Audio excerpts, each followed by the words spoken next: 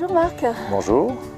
Alors nous sommes au festival Pranic à Cocor où je suis venue passer quelques jours, j'ai fait une intervention et puis tu es venu faire une intervention aussi, mais alors toi tu n'es pas du tout pranique. Pas du tout. Mais tu as fait une intervention très intéressante. Je te découvre, je ne te connaissais pas et donc je suis allée voir un peu sur internet tous les sujets passionnants auxquels tu t'intéresses, que tu as expériencé, parce que tu es dans l'expérience comme tu dis. Alors hier soir tu nous as parlé du monde astral, aujourd'hui tu vas nous parler des mondes multidimensionnels. Je vais te laisser te présenter en quelques mots pour ceux qui toutefois ne te connaîtraient pas, parce que j'ai vu que tu avais beaucoup de vues sur tes vidéos. Oui, c'est... Alors qui es-tu Marc? Que fais-tu? Qu'est-ce qui te fait vibrer dans la vie? Voyager, comme toi je pense. Donc voyager ici dans ce monde-ci, dans les autres. Et pour les gens qui sont de ma catégorie, c'est en effet notre passion. C'est ce qu'on aime faire, c'est ce qu'on a envie de faire. Et quand on ne voyage pas depuis quelque temps, eh bien ça nous manque, voilà, clairement. Donc voyager dans le monde physique et voyager dans d'autres dimensions. Alors ce qu'on appelle le monde astral, c'est en fait un terme assez ancien qui veut dire, qui signifie les mondes différents de ce monde-ci sur lequel on est avec notre corps physique actuellement. Et il y a probablement une infinité d'autres mondes qui sont définis par leur qualité vibratoire. Alors si on essaie de les imaginer, ils ne sont pas empilés les uns au-dessus des autres, ils sont plutôt imbriqués les uns dans les autres, mais leur différence vibratoire fait qu'ils coexistent, qu'ils interfèrent que s'ils ont une proximité vibratoire. Donc quand on voyage dans un monde qui correspond à la vibration du véhicule qu'on utilise, on peut le toucher. Voilà, même si c'est un monde très supérieur au monde physique. Donc il y a quantité de monde dessous le plan physique et probablement un très grand nombre de mondes au-dessus du plan physique. Le plan physique n'étant qu'une dimension parmi toutes celles qui existent. Alors toi, tu expliquais hier que en fait, tu as commencé les voyages dans ces mondes en dehors du corps. En dehors du corps, très tôt en fait dans ta vie. Alors en fait, c'est ce qui arrive souvent avec des gens comme moi, c'est que l'expérience commence très tôt. Bon, elles ont commencé vraiment très tôt, puisque je me suis toujours souvenu de l'épisode de ma naissance et où j'étais avant, parce que je suis né par césarienne, que la césarienne s'opère. J'étais dans les jardins de l'hôpital avec quelques amis. Donc à l'âge d'1 an, 2 ans, 3 ans, je me souvenais de ça. Et un jour, j'ai eu l'occasion de revoir cet endroit, puisque j'étais dans les jardins de l'hôpital. Et à l'âge de 4 ou 5 ans, j'étais très ami, un de mes camarades, donc était le fils du directeur de l'hôpital. Il m'a emmené chez lui et j'ai reconnu cet endroit où j'étais donc avant ma naissance, sauf que tout avait poussé en 4-5 ans. Et j'étais très choqué de voir à quel point ça avait changé tout en étant le même lieu. Donc à 5 ans, je me souviens très bien encore du moment de ma naissance et je m'en suis souvenu toute ma vie. Par la suite, de temps en temps, alors je ne vais pas compter, mais de temps en temps, j'avais des épisodes de sortir du corps dans lesquels il y avait une sensation curieuse dans le corps, comme si on séparait deux aimants, et je voyais le plafond m'arriver en pleine figure. Donc je me retrouvais en train de flotter avec le plafond qui était devant moi, je me retournais, je voyais mes parents qui dormaient, je dormais dans la même chambre que mes parents au début, et des lumières partout, qui dansaient partout, et j'étais très intrigué par ça, mais d'où vient cette lumière? Et le matin, j'allais voir d'où pouvait venir cette lumière. Il y avait un poêle à charbon dans la chambre, et j'ai fait le tour je ne sais combien de fois en disant mais il n'y a pas de lumière qui sort de ce truc-là. Je ne comprends pas d'où vient cette lumière que je vois quand je suis dans cet état-là. Par la suite, je suis sorti, je suis allé sur les toits, je me suis promené dans la ville, j'ai exploré différentes choses dans un rayon de 200-300 mètres au début, après je me suis éloigné. Et je savais de manière certaine, avant l'âge de 10 ans, que ce que je voyais, bien qu'étant incompréhensible, était réel. Puisque je ramenais des informations que je ne pouvais pas avoir acquises dans le corps physique. Donc ça, c'était encore une fois, mon cas n'est pas unique, il y a quantité de personnes qui vivent ce genre de choses. Et l'enfant, dans ce cas-là, il n'en parle pas, puisque l'adulte n'en parle pas. Donc l'enfant construit sa personnalité et sa connaissance en fonction de ce que l'adulte renvoie. Donc personne n'en parlait, je n'en parlais à personne. Par contre, j'y pensais tout le temps. Au moment d'aller me coucher, j'ai fait moult tentatives parce que je ne savais pas que j'étais en dehors de mon corps. Donc j'essayais de retrouver cet état-là en allant me coucher tous les soirs. J'ai essayé des centaines de fois, je ne comprenais pas pourquoi j'y arrivais pas. Et de temps en temps, ça marchait. Je me retrouvais en train de flotter dans l'immeuble où mes parents habitaient, et de descendre en planant, d'aller voir les voisins, enfin, de passer à travers leurs portes, etc., de fouiner partout. Et c'est qu'à l'âge de 16 ans que j'ai eu l'explication en lisant un livre. J'ai dit, ah c'est ça. Et là j'ai pu à ce moment-là commencer à travailler pour le faire volontairement. Avant, les sorties hors du corps étaient très nettes mais elles étaient involontaires. Voilà, donc, Alors, qu'est-ce que tu as découvert en fait dans ces mondes multidimensionnels que ça t'a permis de comprendre de notre vie ici et maintenant? bon, ça m'a permis de comprendre que ce monde-ci n'est pas le seul, très loin de là, et qu'en fait il existe probablement une infinité de mondes et que la création est infinie. Et, ce qu'on observe quand on voyage dans d'autres mondes, c'est que la qualité vibratoire va donner une autre tonalité à la lumière. C'est-à-dire qu'ici on est plutôt dans un monde obscur, même si ça paraît brillant. Il y a des mondes plus obscurs que celui-ci, dans lequel il y a moins de couleurs. Par exemple, le bleu qu'on voit ici n'existe plus, enfin il n'existe pas dans ces mondes-là, il n'a jamais existé. Les couleurs sont beaucoup plus ternes, beaucoup plus sales. On est sur des dominantes de rouge, d'orange, de jaune, un peu de vert. Si on descend un peu bas, bon, je ne suis pas descendu non plus à fond, hein, j'en ai visité que quelques fois, c'est mon inférieur.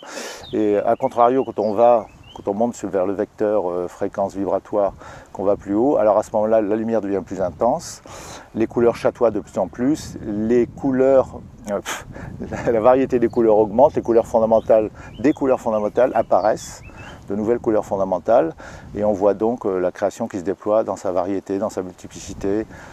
Mais encore une fois, la lumière nous donne un indice de l'endroit où on se trouve en termes de vibration. Hein, la lumière peut être tellement intense qu'on a l'impression qu'on va être dissous sur place, à certains endroits, à certains niveaux. Et si on n'avait pas le véhicule comme corps de lumière, et si on avait le corps physique, je pense qu'on serait vaporisé en un milliardième de seconde. Tellement cette énergie est prodigieusement puissante. Donc dans les mondes supérieurs, on a ce que les gens annonnent ici un peu, excuse-moi le terme, on est ici au Congrès, il y a des gens qui annonnent l'amour et tout ça. Là-bas, on n'a pas besoin d'annonner l'amour, il est là. Et on le ressent de manière directe à chaque instant, en soi ou autour de soi. Et on n'a pas besoin d'aller en chercher ailleurs. Ça veut dire que quand tu sors hors de ton corps, quand tu es dans ces mondes-là, tu fais l'expérience directe de l'amour? Oui, oui, tu comprends de manière directe, sans aucune discussion possible, on n'est plus dans la discussion, que l'amour, la lumière et Dieu, c'est une seule et même chose. Donc c'est le niveau où tu te situes à ce moment-là, quand tu es situé à ce niveau-là, te permet de comprendre ça instantanément, c'est plus un sujet de débat.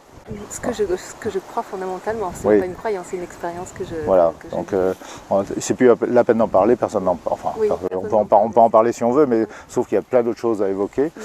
Ici, on parle de l'amour et de l'équilibre et de la non-dualité, parce qu'on a une bande d'ânes qui cherchons ce genre de choses. Et puis on en parle, moi on le trouve, on parle du non-égo, tout ça, enfin, du point de vue du voyageur, c'est un peu de la foutaise, enfin, c'est totalement de la foutaise. C'est vrai qu'on a un peu tendance à trop en parler et pas suffisamment le vivre. Oui, mais de toute façon c'est comme ça. Ici, c'est un monde dans lequel on se sent séparé, dans lequel il y a peu de lumière, dans lequel il n'y a pas d'amour, pas trop, ou alors un amour intéressé lié à la biologie, c'est comme ça. Ici, c'est la règle du jeu. Donc, une fois qu'on a compris ça, je dis, c'est comme ça, ici, c'est pour ça que je suis venu, et puis voilà, c'est bon comme ça. Dans les autres mondes, les règles sont différentes, il n'y a pas de mort, par exemple, au sens où la destruction de notre corps de lumière n'intervient que si on le désire, après très grande période de temps, alors que le corps physique, que tu le veuilles ou non, il va mourir, il va vieillir et mourir, même si certains prétendent qu'ils peuvent vivre 200 ou 300 ans grâce au je ne sais quoi, au prana ou autre chose. Je pense que certains êtres très avancés peuvent le faire, mais je ne pense pas qu'en moyenne les êtres humains de cette planète soient capables de faire ça. Donc le corps finit par mourir et à ce moment-là, on est libéré de ça, et comme l'état de conscience vous amène, pour la plupart d'entre nous, heureusement, nous fait retourner à la maison, c'est-à-dire dans les mondes supérieurs, eh bien on va retrouver cet état de bonheur, de plénitude et d'immenses connaissances qui se déploient en permanence. C'est-à-dire ce n'est pas un état qui est atteint et qui demeure sans évoluer. En fait, on continue à évoluer et à apprendre. Et c'est même beaucoup plus enrichissant en termes de diversité que ce qu'on peut vivre ici, où l'expérience est très étroite. Ici, on fait une expérience dans 1 millimètre cube, grosso modo. Donc dès qu'on monte, qu'on sort hors de son corps, même sur le plan physique, les gens passent sur 1 mètre cube. Et quand on sort de la dimension physique et qu'on va plus haut, là on passe sur des kilomètres cubes, voire l'infini.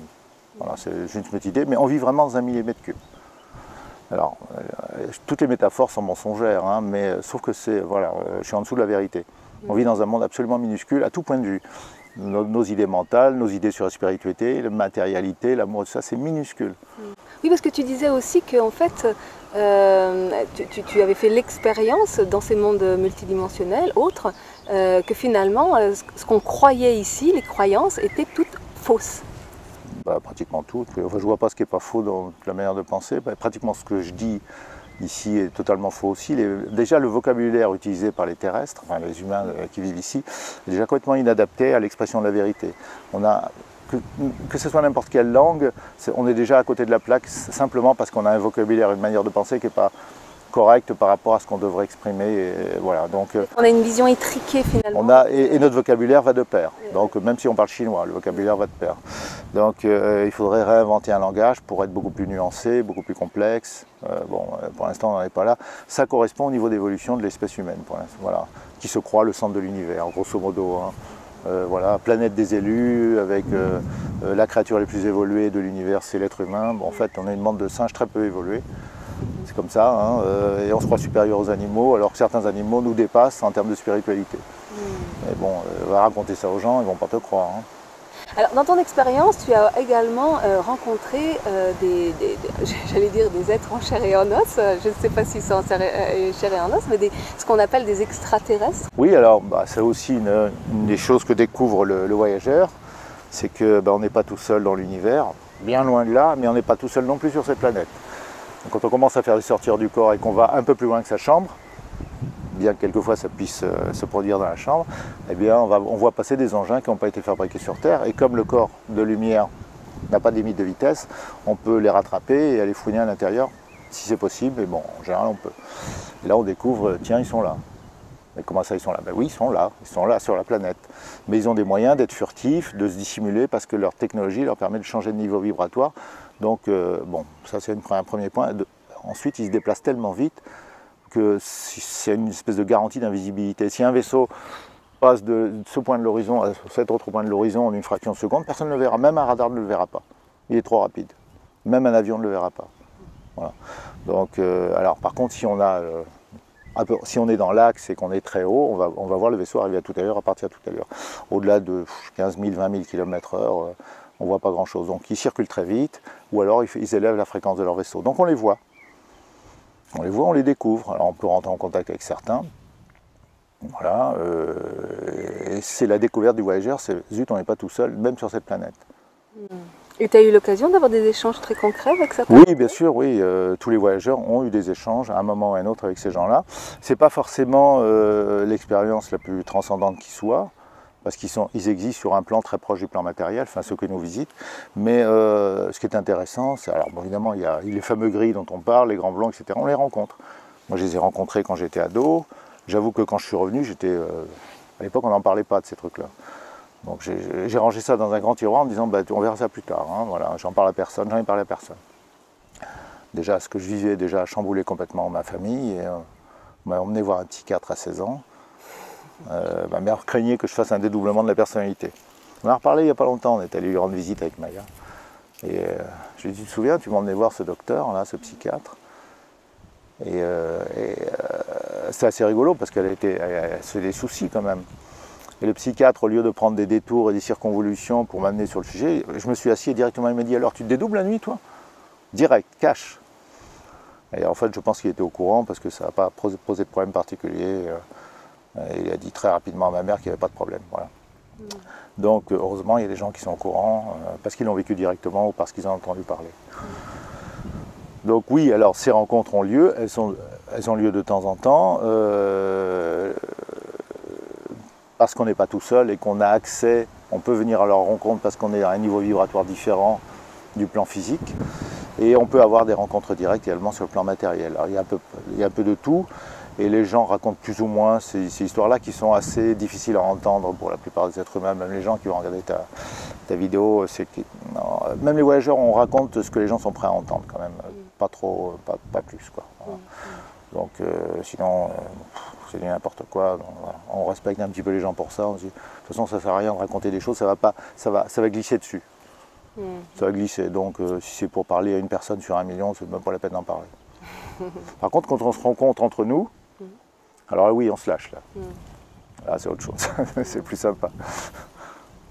Alors, ce qui m'a beaucoup plu et interpellé hier dans ton intervention, c'est que finalement les étapes que tu décris pour sortir hors de son corps, c'est exactement les mêmes étapes que moi je décris dans mon intervention que j'ai fait ici, pour permettre à notre être, à notre essence, de s'incarner dans la matière. Et notamment le fait de se libérer des peurs, d'accepter de ne plus rien savoir, de sortir des représentations qu'on pourrait avoir sur qu'est-ce que ça doit être, sortir de son corps, qu'est-ce que je vais percevoir, etc. Accepter de ne rien savoir. J'étais assez surprise de ça. Oui, parce que tout ce qu'on imagine étant faux, on va avoir une idée de la sortir du corps qui est inappropriée si on ne l'a pas vécu. Alors si on a vécu une NDE, c'est-à-dire une sortir du corps accidentelle, ou une sortir du corps due à un choc émotionnel ou à des circonstances particulières, il y a des gens qui m'ont raconté qu'ils ont fait des sortir du corps lors d'accidents, dans lesquels ils n'ont pas forcément été blessés, mais ils ont été éjectés de la voiture, ils sont revenus dans la voiture une fois que la voiture s'est immobilisée. Ça, c'est un certain type de sortir du corps, c'est très bref en général. Mais ces gens-là sont au courant parce qu'ils ont vécu l'expérience. Ceux qui n'ont pas vécu l'expérience n'ont aucune idée de quoi on parle, aucune. Voilà. Le jour où ils la vivent, ils reviennent vers nous en disant « Ah oui, maintenant j'ai compris, j'ai compris que je ne savais pas, que je n'avais aucune idée ». Donc c'est un peu la conférence qui n'a servi à rien, à part aux gens qui sont déjà au courant. Donc en fait, elle sert doublement à rien. Moi, personnellement, j'ai adoré. J'aime beaucoup, justement, quand les personnes qui nous mettent un petit peu la tête à l'envers, qui nous font sortir de notre système de croyances, qui viennent foutre des coups de pied un petit peu dans les idées reçues. Voilà, tu dis ce que tu as à dire et je trouve que c'est bien. Ça fait son chemin, en fait, il n'y a rien à maîtriser dans l'histoire. Hein. Oui, les gens ils font leur marché, hein, voilà, ils débrouillent, ils vivent leur vie. Oui, ouais. Qu'est-ce qui te fait vibrer aujourd'hui dans ta vie? Qu'est-ce qui te passionne ici sur Terre? De rencontrer des gens ici sur Terre, de voyager. Je me rends compte que la planète évolue quand même, enfin la planète des humains. Ouais. Et pas seulement celle des humains, mais celle de la planète des humains évolue. Et en voyageant, bon, j'ai commencé à voyager pour ces sujets-là il y a peu de temps, il y a 2-3 ans. De rencontrer des gens de différentes cultures et qui sentent que quelque chose tombe du ciel en ce moment. Alors c'est une métaphore sans être une métaphore. Il y a quelque chose qui est distribué depuis quelques années, alors je n'ai pas repéré le moment exact, hein, et qui fait qu'il y a une espèce de changement. J'ai rencontré par exemple en Nouvelle-Calédonie, chez les Kanaks et les Wallisiens, aussi bien que en Amérique du Sud, où je suis allé il y a quelques temps. C'est pour ça que j'aime rencontrer les peuples autochtones aussi, les peuples premiers, comme dirait M. Chirac. Parce qu'ils reçoivent aussi le message. C'est un message de connaissance, de clarification de la spiritualité et d'échange entre les populations, une espèce de décloisonnement. J'avais rencontré une Kanak, non c'était une Wallisienne comme ça, qui avait compris beaucoup de choses par l'énergie et à un moment quelque chose lui a dit qu'elle devait rencontrer les Blancs, les gens comme nous, quoi. Voilà. Alors qu'il y avait une barrière institutionnelle installée depuis des centaines d'années entre la personne qui a la peau blanche et eux. Et j'ai eu l'occasion de vivre des événements assez émouvants par rapport à ça, où les barrières sont en train de se briser, et j'ai assisté à ça, et j'y ai participé, un petit maillon dans la reconstitution de la famille humaine. Voilà, c'est très émouvant. Et on est bien conscient d'être rien du tout là-dedans et de faire ce qu'on peut à notre niveau, quoi. Oui, c'est vrai, et c'est pour ça que c'est super des gens comme toi qui n'hésitent pas à partager leur expérience, parce que c'est vraiment de ça, hein, c'est pas, on ne partage pas son savoir, on partage son expérience, on témoigne de quelque chose qu'on a vécu, donc voilà, et que pour moi, chaque expérience est une part de la réalité, et ça fait partie du monde. Merci beaucoup Marc. Merci à toi.